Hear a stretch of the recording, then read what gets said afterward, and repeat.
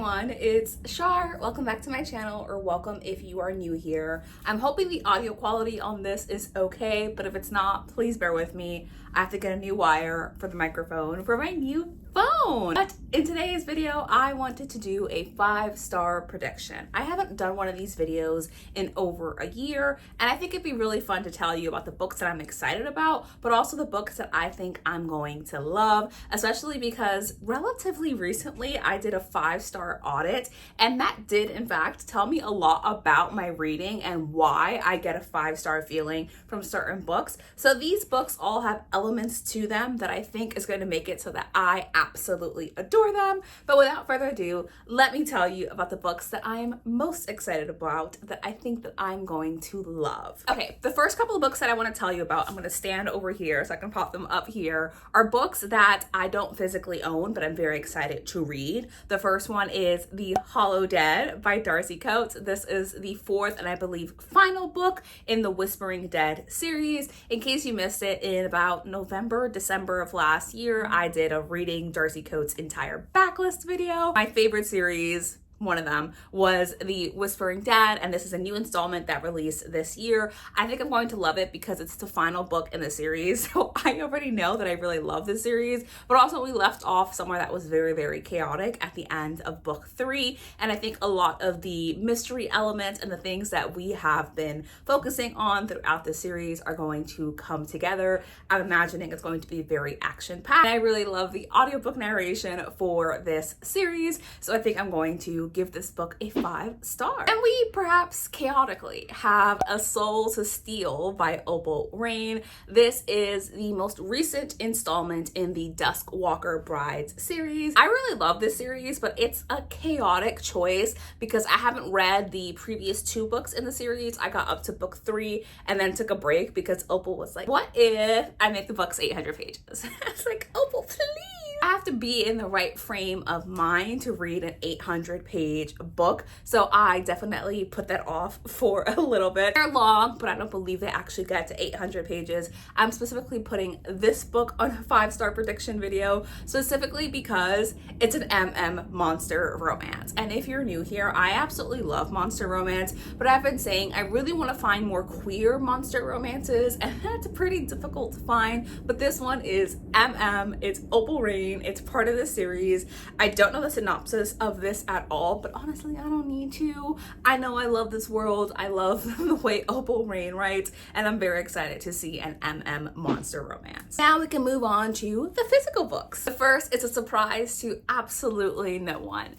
It's the reappearance of Rachel Price by Holly Jackson. I have this physical copy of the library book, and I also own the audiobook that I'll be listening along to. And in this story, we are following a young girl whose family is very, very infamous in their town because the matriarch of this family, the mother, the wife, she completely disappeared and no one knows what happens. And it's been the subject of a lot of speculation, true crime podcasts, things like that in their town. They're very isolated from other people because of what happened to the woman of this family. We open up this story with a film crew. They're filming a documentary with the family, and as they're filming, you can see Rachel Price, she reappears, and we're trying to figure out exactly what happened. I really love Holly Jackson's style of writing. I'm going to choose to pretend that 5 Survive does not exist, so I'm excited to dive back into this. And I just realized this cover is very, very similar to The Good Girl's Guide to Murder, which is interesting, but I think I'm going to love this book, especially because people on Riley's Discord have been speaking about this book and how much they've loved it. So I think y'all also loved A Good Girl's Guide to Murder. I loved A Good Girl's Guide to Murder. You love this book. So I think I'm going to love this book just because I'm very familiar with this style of writing from her, and I think it's going to work for me again in this new context. And I have a historical romance because yes, I am still in my historical romance era, and I think I will be for quite a while. In this one, I'm going to say that Mary in Haste is going to be a 5-star prediction. The reason why I think it's going to be 5 stars is specifically because, sorry besties, if you're wondering why I just turned that Beverly Jenkins around, it's because the camera is still trying to autofocus on that spine because there are people on the cover. So it's like, this is what I should be focusing on. I'm like, no, It's me you should be focusing on. But anyway, Marry in Haste, I think it's going to be a fun time, specifically because this is a story of a man who was coming back from, I believe, war, and he's come back to realize that he is now the lord of his estate. His father has passed, but he also now has custody of his two half-sisters who are very wild and rebellious. And the only people they've ever liked and responded to was their former teacher, Miss Emmeline Westwood. And he hears about this and he's like, oh my gosh, I'm in way over my head. I need her help. So he contacts her, but she has no interest in like being a teacher. I believe he offers her marriage. Just a marriage of convenience. He's like, please, you can have everything. Just take care of them while I do all of these other things.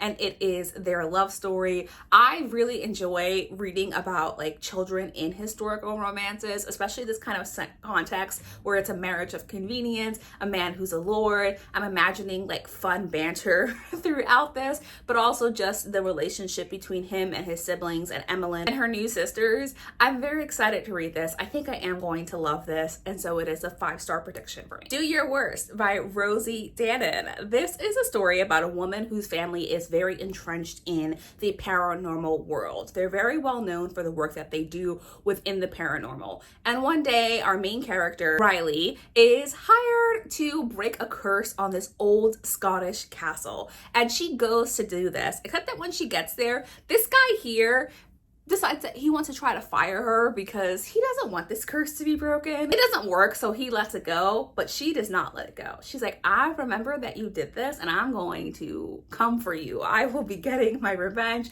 So we have a little bit of a enemies to lovers, perhaps more dislike to love going on in this story, but Scottish castle, I'm imagining somewhere in the Highlands, paranormal activity, a curse, magic and witchcraft, a rivals to lover story. I'm imagining some kind of grumpy or grumpy sunshine dynamics, and everything about this seems like it's set up for me to really love it. The next book that I have is Swift and Saddled. First of all, I love the art style of this cover. I think it is so beautiful, quite genuinely. I really love it.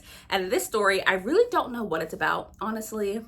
I know that Jana really loved it, and I was like, okay, I'll pick it up. Okay, so we have this woman who like runs her own business, and she goes to this small town, and she's in this bar. And while she's in this bar, she ends up hooking up with this cowboy. They have a steamy good time, but it turns out he's her boss.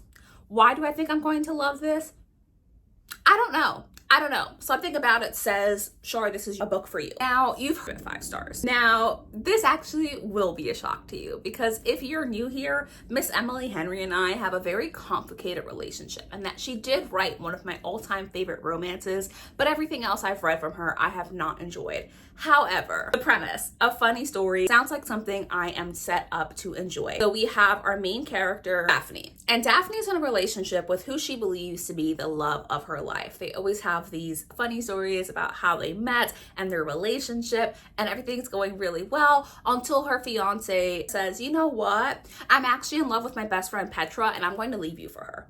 And she understandably is completely reeling. And this introduces us to the hero of this story, Miles, who is Petra's ex-boyfriend. And they decide that, number one, they need a place to live because they've just been dumped by their partners. But number two, that they're going to fake date to make Petra and Peter, I don't know, something with a P, jealous. And of course, it's a love story. They are going to fall in love. This sounds like something I am set up to enjoy, but also I believe it will be 5 stars because other people who have felt the same way about people we meet on vacation but didn't like Emily Henry's other books have been raving about this one, so I feel like it's going to have a lot of the elements that I'm looking for. I really hope that I love it. Those are the books I am most excited for. I think I'm going to give them 5 stars. I would love to know in the comments which books you are most looking forward to reading in the next couple of months. If you have any 5-star predictions, or if I featured a book in this video that you read and you think, Shar, you're going to absolutely love that, or if you would like to leave a comment and you're not sure what you want to leave me a little beach ball in the comments below to let me know that you've gotten to the end of this video, because I'm very much looking forward to my upcoming vacations. As always, thank you so much for watching this video. I appreciate you for being here. Subscribe before you head on out, and I'm going to see you in my next video. Bye!